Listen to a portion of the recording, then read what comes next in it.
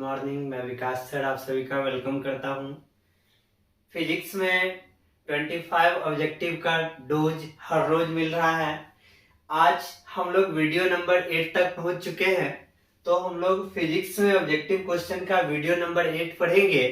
आज के वीडियो में भी 25 ऑब्जेक्टिव क्वेश्चन कराया जाएगा, जो बोर्ड एग्जाम के दृष्टिकोण से काफी इंपॉर्टेंट है।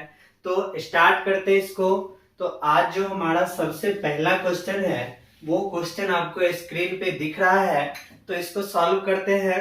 सबसे पहला क्वेश्चन है, स्वप्रेरकत्व का एसआई मात्रक है। तो स्वप्रेरकत्व या अन्योन प्रेरकत्व दोनों में से कोई भी होगा तो उसका एसआई मात्रक क्या होता है? हेनरी होता है। तो स्वप्रेरकत्व का एसआई मात्रक क्या आ जाएगा? हेनरी। तो कौन सा ऑप्शन है? पहला का डी नंबर। तो पहला जो क्वेश्चन है इसका आंसर क्या हो गया? डी। दूसरा क्वेश्चन चलते हैं। दूसरा क्वेश्चन में बोला जा रहा है, धातु के बने किसी गोलक को चुंबकीय क्षेत्र में दोलन कराने पर उसका दोलन गति जो हो जाएगा अवमंदित। तो यहाँ पे अवमंदित दोलन गति क्या हो जाएगा? धातु के प्लेट को गति कराएंगे तो अवमंदित। तो हमारा कौन सा ऑप्शन है? B number. दूसरा का आंसर क्या हो जाएगा? बी। नेक्स्ट क्वेश्चन हम लोग चलते हैं थर्ड नंबर पे। थर्ड नंबर में बोला जा रहा है, जब एक चुंबकीय क्षेत्र में धातु का गोला गतिमान कराया जाता है तब वह गर्म हो जाता है, क्योंकि वहां पे जो भंवर धारा उत्पन्न हो जाता है। भंवर धारा के बारे में पढ़े हैं। जब किसी धातु के प्लेट को परिवर्तनीय चुंबकीय क्षेत्र में हम लोग गति कराते हैं तो चुंबकीय फ्लक्स में परिवर्तन के कारण वो जो धातु का प्लेट है वो गर्म होकर लाल हो जाता है, और ये जो है लाल हो गया किसके कारण? भंवर धारा उत्पन्न हो जाता है इसी के कारण। तो यहाँ पे क्या बता सकते हैं? गर्म हो जाता है क्योंकि भंवर धारा उत्पन्न होता है। तो हमारा तीसरा जो आंसर क्वेश्चन है इसका आंसर क्या हो जाएगा? सी नंबर। भंवर धारा उत्पन्न हो जाता है, और भंवर धारा बहुत ज्यादा प्रबल होता है। इतना ज्यादा प्रबल होता है कि इससे बचने के लिए धातु के प्लेट में दरार उत्पन्न किया जाता है। तो यहाँ पे फिर नेक्स्ट हमारा चौथा नंबर क्वेश्चन है। इसमें बोला जा रहा है लेंज का नियम संबंधित होता है। तो लेंज का नियम हम लोग जान रहे हैं, प्रेरित विद्युत वाहक बल जो है चुंबकीय फ्लक्स में होने वाले परिवर्तन का विरोध करता है, और ये जो हमारा है ऊर्जा संरक्षण सिद्धांत का पालन करता है। तो हमारा लेंज का नियम किससे संबंधित है? तो ऊर्जा से। तो हमारा आंसर क्या आ जाएगा? चौथा का सी नंबर। नेक्स्ट क्वेश्चन पे चल रहे 5 नंबर। 5 नंबर में बोला जा रहा है, जब किसी कुंडली के निकट से किसी चुंबक का दक्षिणी ध्रुव दूर ले जाया जाता है तब उसमें उत्पन्न प्रेरित विद्युत धारा की दिशा क्या होगी? तो यहाँ पे बोला जा रहा है, कोई कुंडली है, इस कुंडली से एक हमारे पास चुंबक है। इस चुंबक में नॉर्थ पोल होता है और साउथ पोल, उत्तरी ध्रुव और दक्षिणी ध्रुव।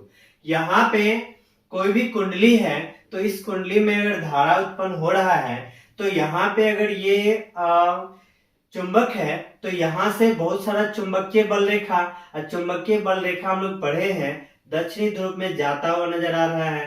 तो यहाँ पे सभी छोर से सभी पॉइंट से क्या होगा? ये चुंबकीय बल रेखा यहाँ पे अंदर जाता हुआ और उत्तरी ध्रुव से बाहर निकलता हुआ नजर आता है। उत्तरी ध्रुव से बाहर निकलता हुआ। क्वेश्चन में बोला जा रहा है, इस चुंबक को जो है इस कुंडली से क्या किया जाएगा? दूर ले जाया जाएगा। जैसे ही इस चुंबक को अगर हम लोग दूर ले जाएंगे तो यहाँ पे जो बल रेखा है, इस बल रेखा का संख्या घटने लगेगा। ये जो हमारा बल रेखा है इसका संख्या क्या घटने लगेगा, क्योंकि यहाँ पे दूर जा रहा है। तो यहाँ पे इस कुंडली में जो विद्युत धारा का दिशा हो जाएगा वो वामावर्त हो जाएगा। तो यहाँ पे कौन सा ऑप्शन है? 5 नंबर क्वेश्चन है। तो यहाँ पे प्रेरित विद्युत धारा का दिशा क्या हो जाएगा? वामवर्त। तो यहाँ पे 5वां का ए नंबर। 5 नंबर का आंसर क्या हो गया? ए। नेक्स्ट क्वेश्चन पे हम लोग चल रहे हैं। नेक्स्ट क्वेश्चन बोला जा रहा है छठा नंबर। छठा नंबर क्वेश्चन में देखिए क्या कहा जा रहा है, एक चुंबक एक बंद चालक के निकट स्थित है। चालक में धारा उत्पन्न की जा सकती है यदि, अच्छा, एक चुंबक जो है वो क्या है? एक बंद चालक के निकट स्थित है। तो यहाँ पर इसमें क्या धारा उत्पन्न किया जा सकता है? तो हम लोग जान रहे हैं परिवर्तनीय चुंबकीय क्षेत्र में अगर किसी धातु के प्लेट को गति कराते हैं तो यहाँ पे दोनों में से या तो हम लोग धातु के प्लेट को गति कराएंगे या यहाँ पे जो चुंबकीय क्षेत्र है, चुंबक जो है ये गतिशील होना चाहिए। तो यहाँ पे और दोनों जो गतिशील होगा तो इसमें आपेक्षिक गति यानी सापेक्ष गति होना चाहिए, तब जाके यहाँ पे धारा उत्पन्न होगा। तो यहाँ पे हमारा कौन सा ऑप्शन है, चालक और चुंबक के बीच आपेक्षिक गति होगा तब जाके यहाँ पे धारा उत्पन्न होगा। तो हमारा आंसर डी नंबर, छठा का क्या आ गया, डी नंबर। नेक्स्ट क्वेश्चन हमारा 7वां नंबर। 7वां में बोला जा रहा है विद्युत चुंबकीय प्रेरण की घटना खोजी गई थी। तो प्रेरण, विद्युत चुंबकीय प्रेरण का घटना फैराडे के द्वारा खोजा गया था। तो हमारा 7 नंबर है, इसका आंसर क्या आ जाएगा, ए नंबर। नेक्स्ट हम लोग 8 नंबर को देखते हैं। 8 नंबर में बोला जा रहा है घरेलू विद्युत आपूर्ति की आवृत्ति 50 Hz है, तो धारा का मान 0 होने की आवृत्ति क्या होगी। तो यहाँ पे हम लोग जान रहे हैं कि जो हमारा प्रत्यावर्ती धारा है, अल्टरनेटिंग करंट है, ये अल्टरनेट चलता है, इस तरह से अल्टरनेट चलते रहता है। तो यहाँ पर 50 Hz आवृत्ति यहाँ पे दिया हुआ है, इसका फ्रीक्वेंसी आवृत्ति जो है यहाँ पे कितना है, 50 Hz। आवृत्ति मतलब होता है प्रत्यावर्ती धारा जो है प्रति सेकेंड लगाए गए चक्रों की संख्या। तो यहां से लेके यहां तक जो है ना एक चक्र हो गया, फिर यहां से लेके यहां तक चलेंगे, ये हमारा दूसरा चक्र हो गया। इस तरह से प्रत्यावर्ती धारा जो है अल्टरनेटिंग करंट आगे बढ़ता है। और इसी तरह से बोला जा रहा है 50 Hz मतलब इसी तरह से 50 चक्र लगा हुआ है। तो यहाँ पे धारा 0 होना, तो देखिए कहां कहां पे 0 हो रहा है। तो यहां से अगर धारा चला है तो एक चक्र में यहां से लेके यहां तक हमारा पहला चक्र है, तो एक बार यहां धारा 0 हो गया, दूसरे बार यहां धारा 0 हो गया, मतलब एक चक्र में 2 बार 0 हो गया। फिर अगला जो चक्र है एक बार यहां 0 हो गया, एक बार यहां 0 हो गया। इस तरह से यहां जो हमारा चक्र है इसमें भी 2 जगह, यानी एक चक्र में 2 बार 0 होता है। तो 50 चक्र लगाएगा तो कितना बार 0 होगा, 100 बार। तो यहाँ पे धारा का मान 0 होने की आवृत्ति क्या हो जाएगा, 100 Hz। तो हमारा आंसर क्या हो गया, 8 नंबर का सी। नेक्स्ट क्वेश्चन हमारा 9 नंबर। 9 नंबर पे चलते हैं। 9 नंबर में क्या बोला जा रहा है, 9 नंबर क्वेश्चन है दो प्रेरकत्व L1 तथा L2 समांतर क्रम में जोड़ा गया है। दो गो प्रेरकत्व है तो और दोनों को जो समांतर क्रम में जोड़ा गया है। यहाँ पे इस तरह से हमारे पास प्रेरकत्व है और ये दोनों को किस क्रम में जोड़ा गया है, समांतर क्रम में दोनों को जोड़ दिया गया है, समांतर क्रम में है। और यहां से पहला धारा I1 जा रहा है, इससे हमारा I2 धारा जा रहा है। इसका प्रेरकत्व L1 है और इसका क्या है, L2 है। तो यहाँ पे पूछा क्या जा रहा है, क्वेश्चन में पूछा जा रहा है I1 बट्टा I2 का अनुपात क्या होगा। तो यहाँ पे हम लोग को ये पता है फाई बराबर Li। तो फाई 1 जो है फाई 1, तो L1 और यहाँ पे क्या हो जाएगा I1, और अगर फाई 2 बोला जाएगा तो L2 और यहाँ पे I2। यहाँ पे हम लोग देख रहे हैं दोनों जो है चूंकि ये दोनों किस क्रम में है, समांतर क्रम में, समांतर क्रम में है, इसलिए यहाँ पे फाई 1 बराबर फाई 2 हो जाएगा। तो यहाँ से फाई 1 के जगह L1 I1 और फाई 2 के जगह L2 I2 हो गया। यहाँ से हमको I1 और ये बट्टा में I2, तो यहाँ से L2 है, ये L1 यहाँ पे चलाएगा तो बट्टे में चला जाएगा। तो यहाँ से I1 और I2 का अनुपात क्या है, L2 बट्टा में L1, L2 बट्टा में L1। तो हम लोग खोजते हैं कौन सा ऑप्शन है 9 नंबर का, L2 बट्टा में L1, यानी आंसर ए नंबर। तो नंबर का क्या हो गया, ए नंबर, यहाँ पे हमारा आंसर हो गया। नेक्स्ट क्वेश्चन हम लोग चल रहे हैं, यहाँ पे 9 नंबर में क्या आ गया, L2 बट्टा L1। नेक्स्ट क्वेश्चन जो हमारा है 10 नंबर। 10 नंबर में देखिए क्या बोला जा रहा है। 10 नंबर जो क्वेश्चन है इसमें बोला गया है समय नियतांक t0 वाले एक LR परिपथ में। अच्छा, LR परिपथ है तो LR परिपथ में हमको क्या निकालना है, धारा। तो LR परिपथ के लिए यहां पे होता है I बराबर I0 E माइनस टी बट्टा टॉर्क। और यहाँ पे जो टॉर्क होता है ये एक नियतांक होता है, समय नियतांक। और क्वेश्चन में देखिए समय नियतांक t0 दिया गया है। समय नियतांक यानी टॉर्क जो है वो हमारा t0। तो यहां से हम लोग करते हैं I बराबर हो गया I0 E माइनस यहाँ पे t है बट्टा में जो नियतांक है वो हमारा कितना लेना है, t0 लेना है। तो यहां तक हम लोग ले लिए हैं। अब इसके बाद जो है क्वेश्चन में क्या कहा जा रहा है, आगे पढ़ते हैं। t बराबर 0 पर हटा लिया जाता है, t बराबर 0 पर d माइनस डी आई बट्टा डी टी। अच्छा, तो यहाँ पे जो है इसको हम लोग डिफ्रेंशिएट कर देते हैं क्योंकि डी आई बट्टा डी टी बोला जा रहा है और माइनस डी आई बट्टा डी टी बोला जा रहा है। तो यहाँ पे माइनस लगाते हुए dt के सापेक्ष इसको डिफ्रेंशिएट करते हैं, माइनस डी आई बट्टा डी टी। जब इसका हम लोग टोटल का डिफ्रेंशिएट करेंगे तो हमारा आ जाएगा माइनस आई, यहाँ पे 0 है और यहाँ पे आ जाएगा t0, फिर यहाँ पे e माइनस टी, यहाँ पे t0। इतना आ गया। इसके बाद बोला जा रहा है टाइम हमारा क्या होना चाहिए, 0 टाइम पे बोला जा रहा है। तो यहाँ पे माइनस डी आई बट्टा में डी टी और ये माइनस माइनस क्या हो जाएगा, प्लस हो जाएगा। I0 है बट्टा में t0 है। यहाँ पे टाइम हमारा क्या रखना है, 0 रखना है और टाइम 0 रखेंगे तो उस समय माइनस डी आई बट्टा डी टी क्या हो जाएगा, r हो जाएगा।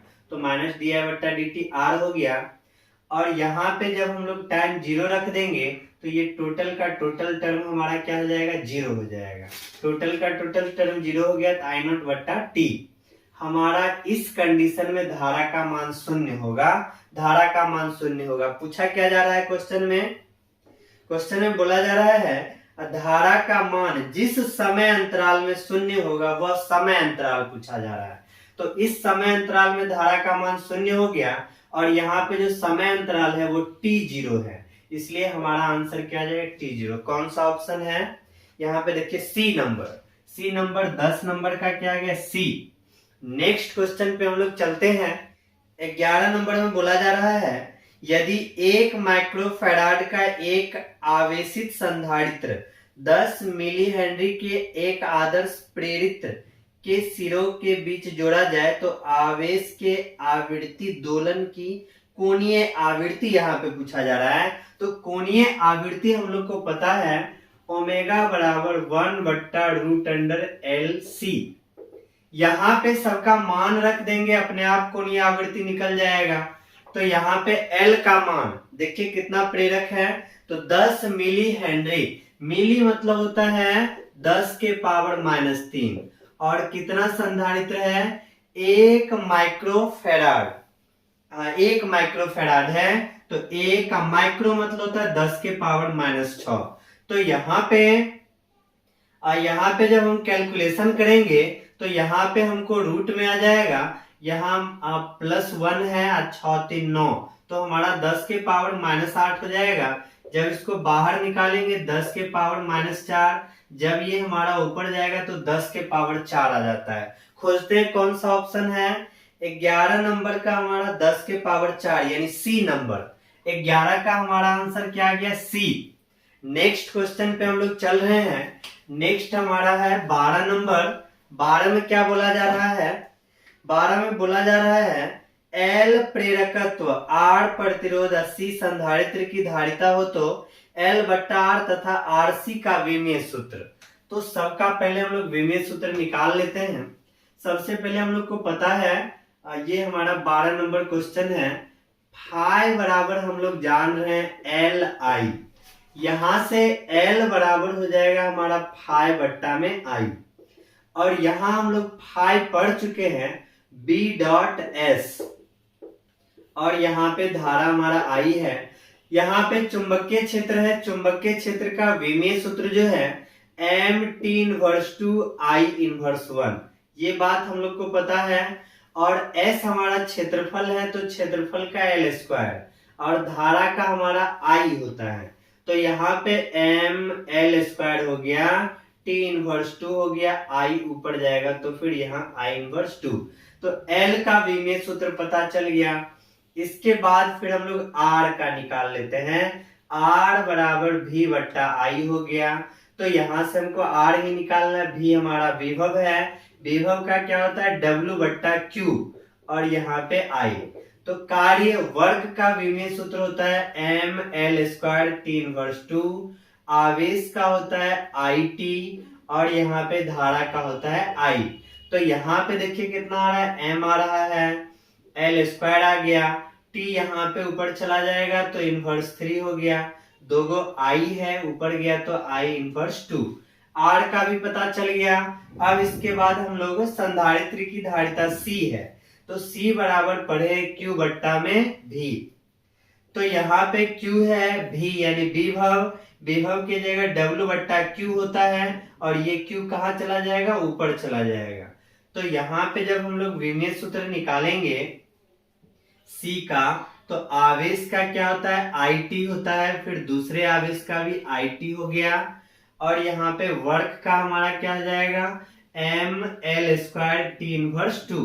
जब यहाँ पे इसका विमीय सूत्र देखेंगे, M ऊपर गया तो इनवर्स 1, L ऊपर गया तो इनवर्स 2 हो गया, T यहाँ पे -2 है, दो गो ऊपर में है तो 4 हो गया, I दोनों ऊपर में है तो I पे पावर 2।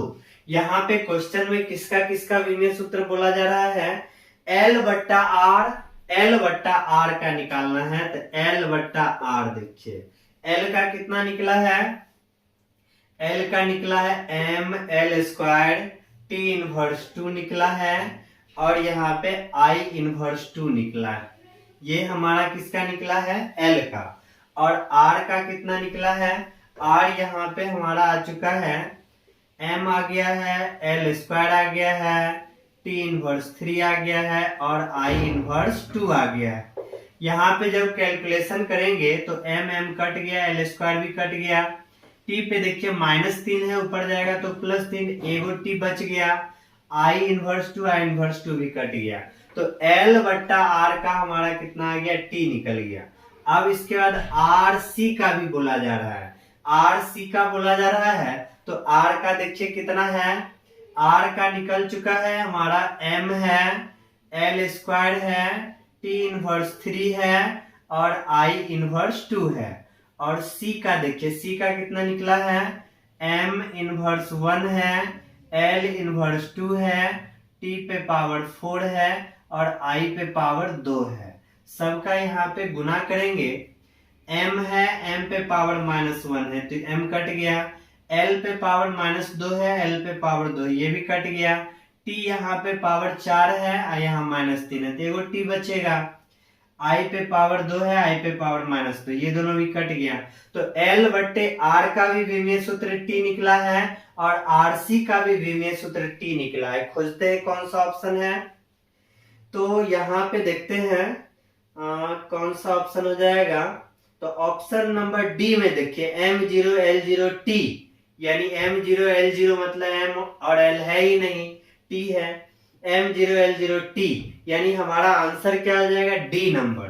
ये 12 नंबर का क्या आंसर आ गया, डी। ऑप्शन जो है M0L0T है, इसका मतलब M0 है, L0 ये दोनों तो है ही नहीं, सिर्फ क्या है, T है, तो हमारा आंसर क्या आ जाएगा, डी नंबर। 12 का क्या हो गया, डी। नेक्स्ट क्वेश्चन पे हम लोग चल रहे हैं। किसी का भी विमीय सूत्र बोला जाए तो उसके फॉर्मूला से आसानी से हम लोग निकाल सकते हैं विमीय सूत्र, बस फॉर्मूला ध्यान रहना चाहिए। अब यहाँ पे हमारा नेक्स्ट है 13 नंबर क्वेश्चन। 13 नंबर क्वेश्चन में बोला जा रहा है किसी एसी परिपथ में L का मान है और R का मान है, आवृत्ति दिया हुआ है, कलांतर पूछा जा रहा है। कलांतर जो है हम लोग को पता है 10 फाई जो होता है 10 फाई ये हमारा होता है XL बट्टे में R। तो यहां से हमको फाई निकालना है और XL के बारे में पढ़ चुके हैं, ओमेगा L होता है अब बट्टा में R। तो यहाँ पे ओमेगा का फॉर्मूला पढ़े 2 पाई f गुना में L बट्टा में R। यहाँ पे हमारा 2 पाई है। आवृत्ति देखिए तो क्वेश्चन में कितना hz है, आवृत्ति का मान 200 hz है, तो आवृत्ति के जगह 200 रख दिए। L का मान कितना है प्रेरकत्व, तो ये हमारा L का मान है पाई इनवर्स 1, पाई इनवर्स 1 हो गया L का मान। और R प्रतिरोध कितना है क्वेश्चन में, प्रतिरोध यहाँ पे हमारा दिया 300 ओम, तो यहाँ पे हम लोग 300 रख दिए। देखिए यहाँ पे क्या सब कट जाएगा, पाई में पाई तो कट गया। इसके बाद जो है ये हमारा डबल जीरो कट गया, 4/3 आ गया, यानी हमारा यहाँ से क्या आ गया 10 फाई बराबर 4/3 आ गया। तो यहाँ से फाई क्या निकल जाएगा 10 इनवर्स 4/3। तो खोजते हैं कलांतर का मान 10 इनवर्स 4/3। कलांतर का मान 10 इनवर्स 4/3 हो गया, तो हमारा ऑप्शन ए नंबर 13 का क्या आ जाएगा ए। 13 का आंसर क्या आ गया ए नंबर आ गया। इस तरह से हम लोग 13 तक कंप्लीट कर लिए हैं। चलते हैं नेक्स्ट क्वेश्चन हमारा है 14 नंबर। 14 नंबर में क्या बोला जा रहा है, 14 नंबर में बोला जा रहा है किसी श्रेणीबद्ध LCR परिपथ में L का मान है, C का मान है, R का मान है, तो यहाँ पे परिपथ की अनुनादी आवृत्ति पूछा जा रहा है। तो अनुनादी आवृत्ति जो है, अनुनादी आवृत्ति पूछा जा रहा है। अनुनादी आवृत्ति हो जाएगा 1/2 पाई रूट अंडर LC। यहाँ पे सबका मान रख देते हैं, 2 पाई हो गया रूट अंडर L। हमारा L का मान कितना है क्वेश्चन में, क्वेश्चन में L दिया गया 8 हेनरी, तो L का मान 8 रख दिए। C हमारा संधारित्र, संधारित्र कितना 0.5 माइक्रोफेराड, माइक्रोफेराड है तो माइक्रो मतलब पता है 10 के पावर -6 होता है। जब यहाँ पे हम कैलकुलेशन करेंगे तो 8 गुना 0.5 तो 4 आ जाएगा।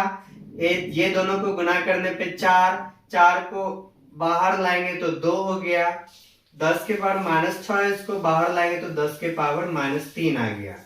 अब यहाँ पे देखिए ये हमारा 10 के पावर -3 है, ऊपर जाएगा तो 10 के पावर +3 यानी 1000, और यहाँ पे 4 पाई, और यहाँ पे कट जाएगा तो 250 बट्टा में पाई। तो कौन सा ऑप्शन है देख लेते हैं। 14 नंबर क्वेश्चन है 250 पाई, 250 बट्टा पाई, यानी हमारा आंसर क्या है सी नंबर। 14 का क्या आ गया सी। नेक्स्ट क्वेश्चन पे हम लोग चल रहे हैं 15 नंबर। 15 नंबर में क्या बोला जा रहा है, 15 नंबर जो क्वेश्चन है इसमें बोला गया है एक प्रतिरोध के आर पार प्रत्यावर्ती धारा का वोल्टेज मापा जा सकता है, तो तप्त तार वोल्टमीटर के द्वारा। यहाँ पे प्रतिरोध के आर पार प्रत्यावर्ती धारा का वोल्टेज मापा जाता है, तो एक तप्त तार वोल्टमीटर के प्रयोग द्वारा। तो आंसर हमारा क्या आ जाएगा 15 का बी नंबर। नेक्स्ट क्वेश्चन पे हम चल रहे हैं 16 नंबर। तप्त तार आमीटर मापता है, तो तप्त तार आमीटर है जो है वो मूल औसत वर्ग धारा मापता है। आंसर हमारा क्या हो गया सी नंबर। 16 का क्या हो जाएगा सी। तो यहाँ पे ध्यान रखना है इसको। अब हमारा 17 नंबर क्वेश्चन बोला जा रहा है।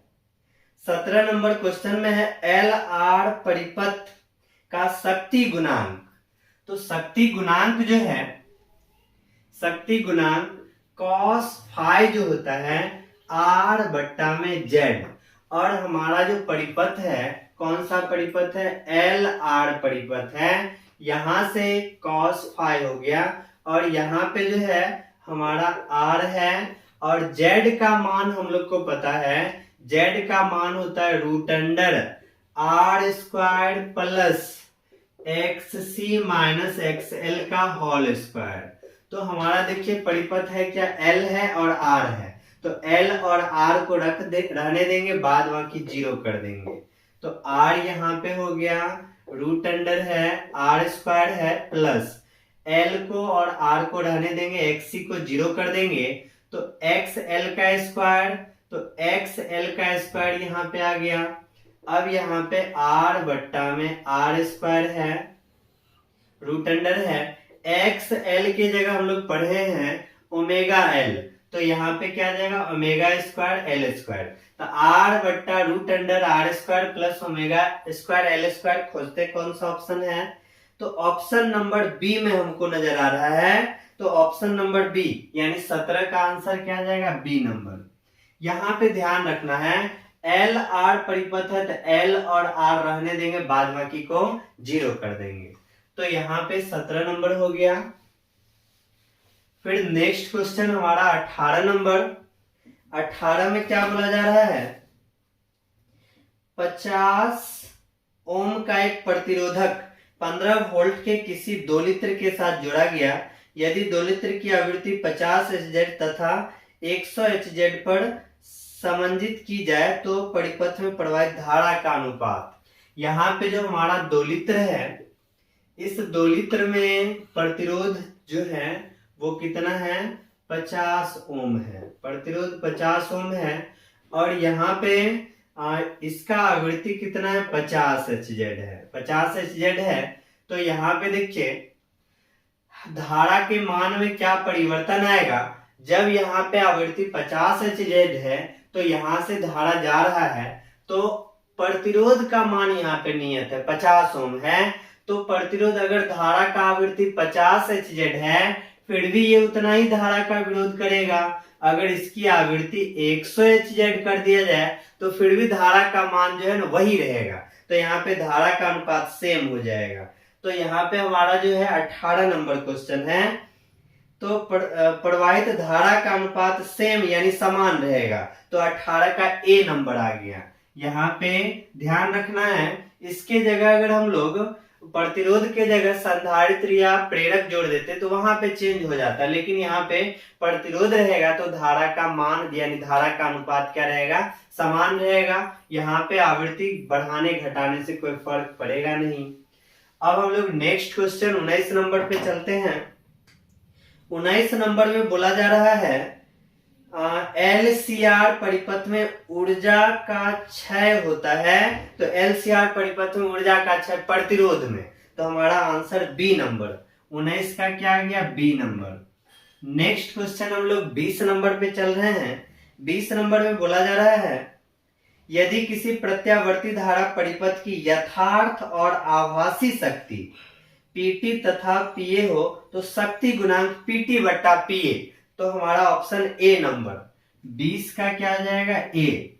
21 पे चलते हैं। 21 में बोला जा रहा है प्रत्यावर्ती धारा परिपथ में अनुनाद की अवस्था में धारा और विद्युत वाहक बल के बीच जो कलांतर है, इस कलांतर का मान कितना होगा। तो यहाँ पे देखिए कलांतर जो होता है, कलांतर, और यहाँ पे किस अवस्था में पूछा जा रहा है, क्वेश्चन नंबर हमारा कितना है, 21 नंबर में बोला जा रहा है प्रत्यावर्ती धारा पर अनुनाद की अवस्था में, अनुनाद की अवस्था में है। तो अनुनाद की अवस्था में, अनुनाद की अवस्था में जो हो जाएगा, यहाँ पे अनुनाद की अवस्था में XC माइनस XL बराबर 0 हो जाता है। तो यहाँ से XC बराबर XL हो गया, इतना हो गया। यहाँ पे हमको Z, तो Z निकालना है, तो Z का फॉर्मूला आता है R square plus XC minus XL का होल स्क्वायर। तो यहाँ पे देखिए XC और XL दोनों क्या है, बराबर है। जब ये दोनों बराबर है तो यहाँ पे रखेंगे तो ये 0 हो गया, तो अंदर में केवल R स्क्वायर बचेगा, बाहर निकलेगा तो क्या हो जाएगा, R हो जाएगा। तो R हो गया, तो यहाँ पे Z बराबर क्या हो गया, R।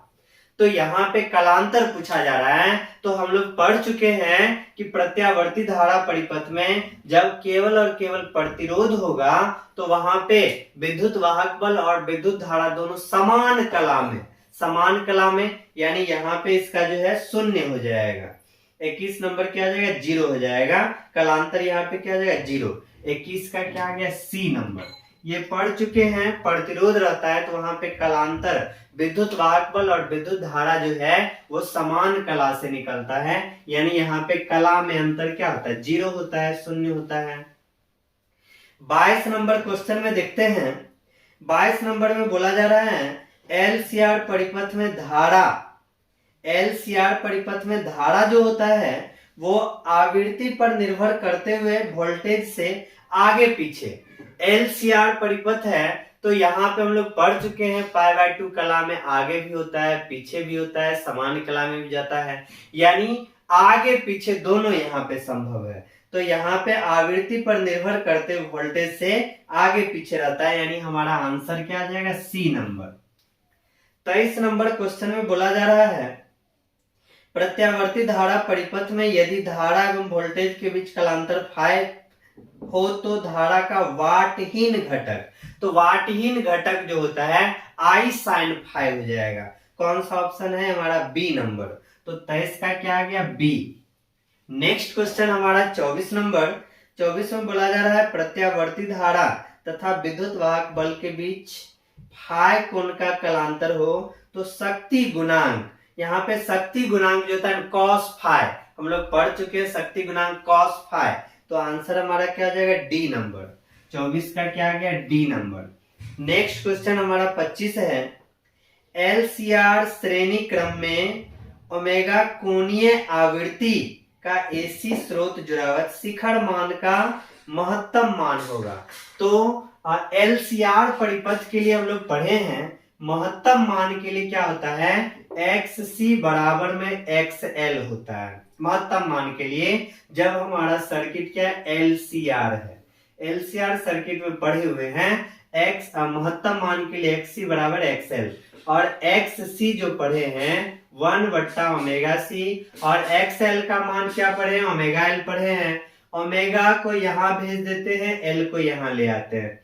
ओमेगा जब यहाँ पे जाएगा तो ओमेगा स्क्वायर हो गया और L को नीचे ले आए तो 1/LC। यहाँ से हमको ओमेगा निकालना है तो इधर जाने पे रूट लग गया, एक का रूट तो जान रहे 1 हो जाता है, यहाँ पे 1/√LC। तो ये हमारा आ गया ओमेगा बराबर 1/√LC। कौन सा ऑप्शन है हमारा ऑप्शन नंबर सी है। तो 25 का क्या हो गया सी नंबर हो गया। तो आज हम लोग 25 ऑब्जेक्टिव क्वेश्चन पूरा कर लिए हैं। उम्मीद है कि इसको बेहतर से समझिएगा। किसी तरह का दिक्कत हो तो निश्चित रूप से कमेंट बॉक्स में बताएं, उसको हम निश्चित रूप से सॉल्व करने का प्रयास करेंगे। फिर मिलते हैं हम लोग नेक्स्ट क्लास में नेक्स्ट 25 क्वेश्चन के साथ। तब तक के लिए धन्यवाद।